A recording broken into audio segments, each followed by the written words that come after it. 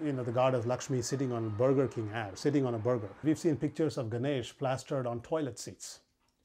They think it's cute. Many faithful Hindus were offended by this news magazine cover depicting President Barack Obama in the pose of the god Shiva performing the cosmic dance.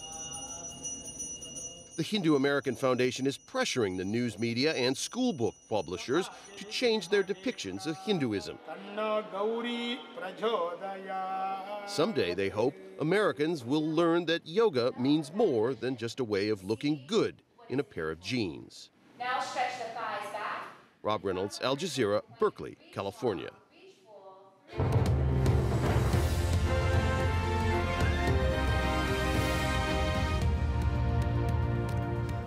You're watching Al Jazeera. These are the stories making headlines. Forces belonging to Libyan leader Colonel Gaddafi have renewed their aerial bombardment of key areas. There are reports a fighter jet has carried out an airstrike targeting rebel positions in the desert just east of the coastal city of Ras Lanuf. It follows the bombing of an oil pipeline and storage facility by pro-Gaddafi forces in the same city on Wednesday.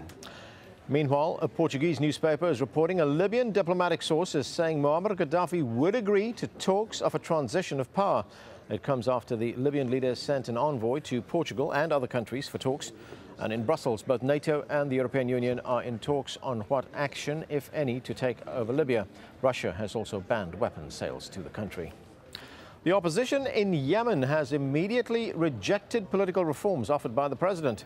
After 32 years in power and weeks of protest demanding his resignation, Ali Abdullah Saleh announced plans for what he calls a parliamentary system. The opposition says it's too little, too late. Our correspondent was present when the president made the announcement. When I spoke with the opposition about whether they are going to attend this gathering, they said, no, it's too late. Ali Abdullah Saleh stands for an old regime. He has to go. He has to understand that all the reforms that he is trying to offer are too little, too late. The Dalai Lama has announced he'll be stepping down from his role as the political head of Tibet's exiled movement. He said it's time for a freely elected leader to take over. An earthquake has struck a remote area of southwest China. At least 14 people are so far known to have died close to the border with Myanmar. The epicenter of the 5.8 magnitude quake was southwest of Dali town in Yunnan province. Many houses and buildings are reported to have collapsed, burying victims.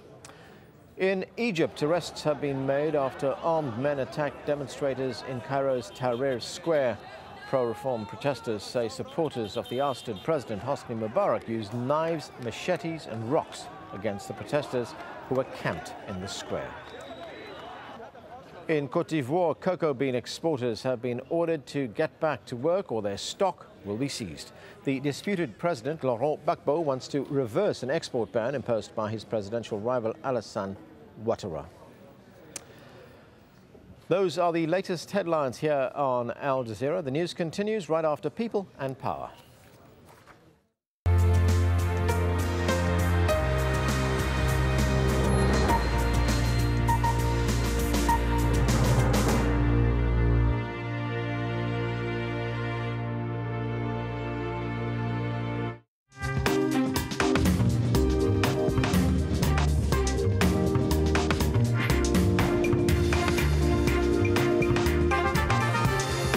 Hello there and welcome to People and Power. I'm Felicity Barr. On today's programme, standoff in Bahrain. I think they're going to target one by one. Whoever appeared on a camera, the thing is we stand brave enough to call the whole world that we don't want this regime to be in power anymore. Pro-democracy activists in the Gulf state of Bahrain have been on the streets of the capital, Manama, for 4 weeks now. But they've yet to win the kind of dramatic results achieved by their counterparts in Egypt and Tunisia. At first, their demands were for constitutional reform and a reduction of the powers of King Hamad and the Al Khalifa ruling family. But opinion hardened after attempted government crackdowns in the first days of the protest saw 7 demonstrators killed. Although the army then withdrew and the regime began calling for dialogue, many protesters now want an end to the monarchy altogether. Those protesters are drawn from all parts of Bahraini society, but matters are further complicated by the fact that while the ruling dynasty is Sunni, the majority Shia population have long complained of political persecution. With America, which sees Bahrain as a key ally, and nearby Saudi Arabia and Iran all having a strategic interest, the stakes are high. But as reporter John D. McHugh discovered, the young activists who are driving the protests are determined not to back down.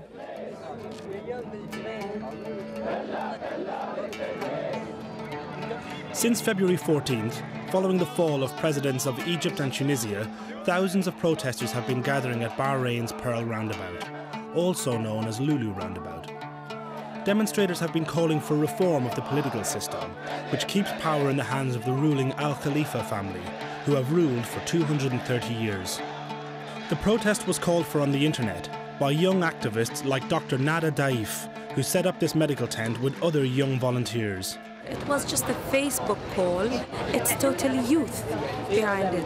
I called my people, everybody called their people. Okay, so there is no political background about it. Let's go in the streets and let's demand for our rights. This is our golden chance. It's the time. It's time we grab it. Either we grab it now or never. This is the February 14th movement. Young, educated and apolitical. They say it's not a revolution about poverty, but about fairness. 3 days later, people were still sleeping at the roundabout. Then, everything changed.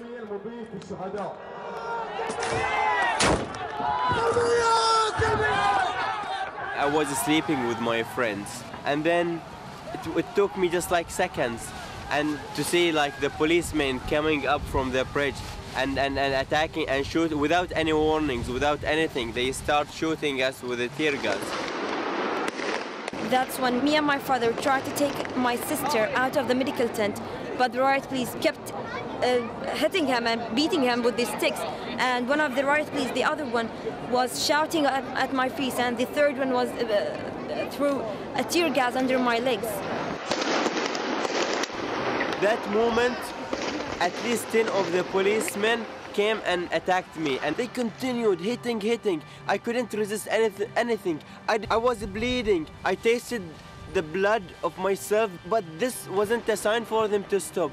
They were shouting Allahu Akbar, that they like, you know, killing someone which doesn't deserve to live. And the only thing which stopped them, that I pretended I was completely dead. Because it's my first time to protest, it's my first time to see riot police live. They are really savages. It's horrible what happened here. 4 people died that night. Hundreds more were beaten, shot and nearly suffocated by tear gas, including doctors who were trying to help. Did you tell them you were a doctor? Yeah, but they don't listen. And I was wearing the uniform for the doctors. Saeed Ahmed said he couldn't get to hospital later. Ambulances had been stopped from helping injured protesters. We called the private hospitals to check if they're willing to take me. And they said, please, we cannot send an ambulance to you because there is a message by the Minister of Internals that